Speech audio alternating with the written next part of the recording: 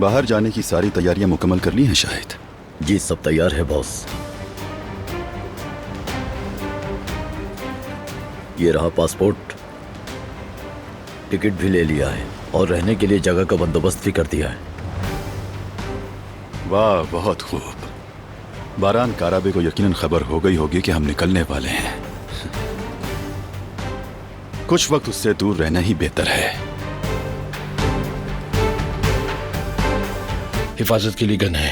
मैं अपनी और अपनी बीवी की हिफाजत करना अच्छी तरह जानता हूं। आप लोग भी मोहतात रहें। फरात, ये क्या हो रहा है? तुमने गन का जिक्र किया, कुछ हुआ है क्या? जवाहिर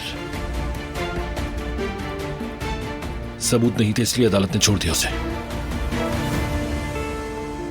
इतने जराइम के बाद भी अदालत कैसे छोड़ सकती है? पता नहीं, किसी तरह चक्कर चलाकर वो बाहर निकल गया है। अगर उसने हमारा ठिकाना ढूंढ निकाला तो? अगर उसने तुम्हें नुकसान पहुंचाने की कोशिश की तो फरात, हम यहाँ बिल्कुल अकेले हैं, मदद के लिए कोई नहीं है हमारे साथ। डरो मत कुल, वो आदमी हमारा कुछ नहीं बिगाड़ सकता।